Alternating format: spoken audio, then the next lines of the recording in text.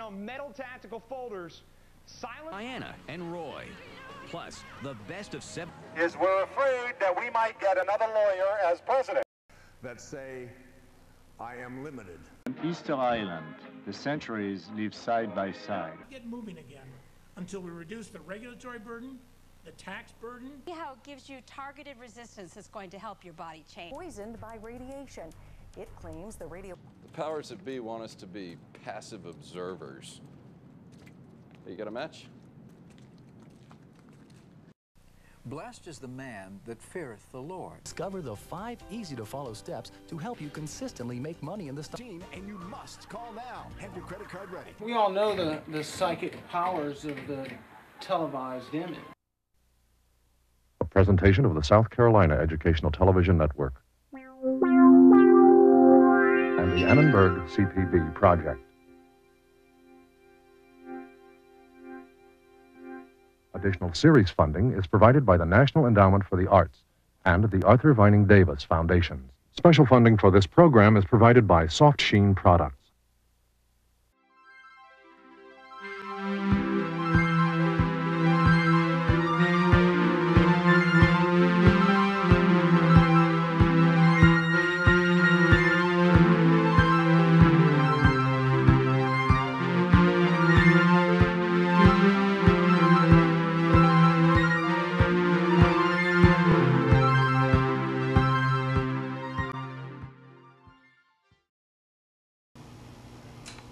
Oh, hello again. Welcome to the Modern Rhetoric. My name is Stanislaus Stuck, and I will be your host for today. Today we talk about a topic of special interest to young viewers.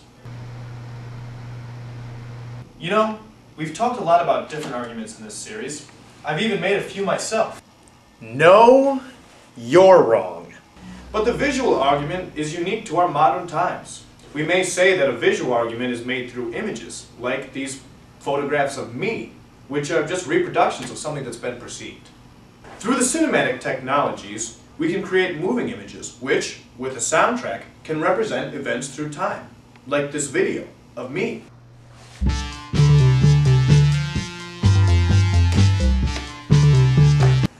A rhetorical scientist like myself is fascinated with these images and their ability to create an image, such as the corporate image, or the nation's image, or for you and I, the self-image. Even now, I am concocting an image of visual argument, using images to create an image. But let's begin. Let's build your visual argument.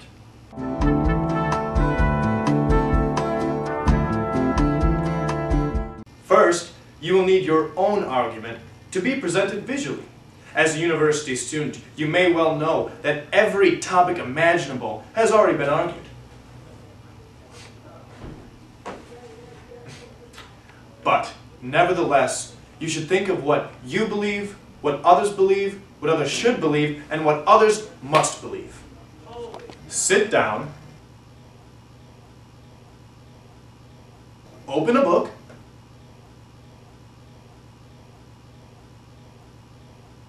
read it. It helps to think of who you are. A lone person thrown into a cruel society, deceived by subconscious neuroses, with only one inalterable answer to the terrible question. By now, you should have a clear, concise argument.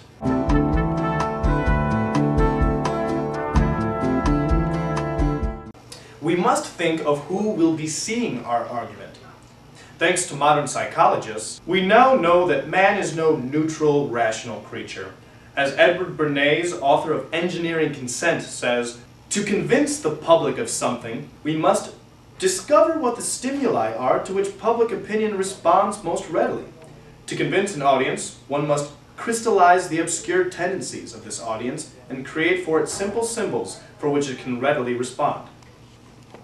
Think of the symbols you respond to. Yes, that's it. Maybe consult a television. Notice the rapid editing, the gender roles, the irrelevant image selection, You don't want your audience to work too hard, for then they will turn off your visual argument. You've got a lot to compete with, you know, so let's continue on.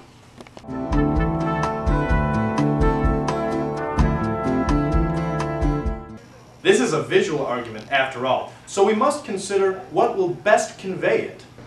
Will it be photographs? Other video clips? Interviews or your own footage? Text? And surely, we must not forget sound. You may want to keep a journal through this process. Yes, that's it. Now, if you will be filming subjects, you must invade their space. Trick them into signing a release form by using documents with small fonts.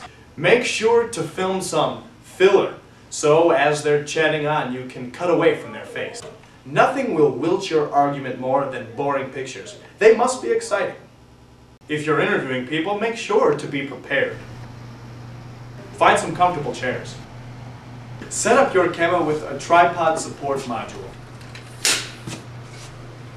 Set the camera low if you want your subject to look strong. High up if you want them to look weak, as you see here with me.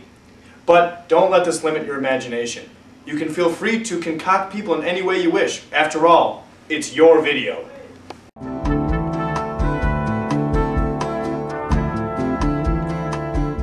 So, how are you going to put these things together into a visual argument? No. You will use a computer.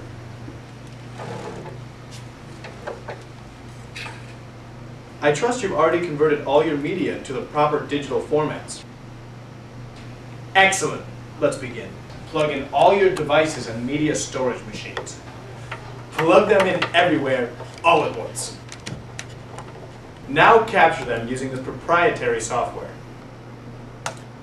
Now, let's edit. Editing is the synthesis of everything we've spoken about here today. Think of the rate of information being presented. It must not be too fast, or the opposite, but just right. It's rather like alchemy. No one knows why some arguments are better than others. It just happens. Now, well into the editing, you may be wondering what to keep in and what to keep out. Well, you will want to keep in the things that make your argument and take out anything that doesn't. Just trim it down. Yes, that's it. Remember, your work is a consumer product, like hogs, light bulbs, or cosmetics. Make sure it's something your audience would want to purchase at a video boutique. Done, are we? Now, render the video.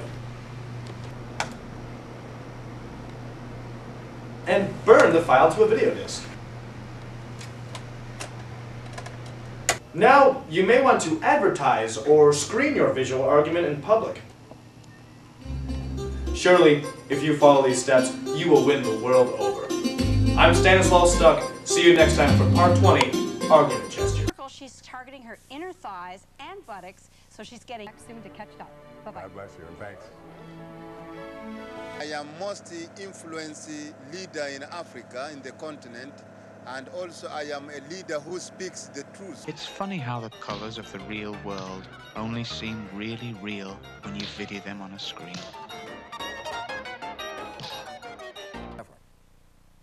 The righteous who make money. 30-day money-back guarantee. You've got nothing to lose. Let my own lack of a voice be heard.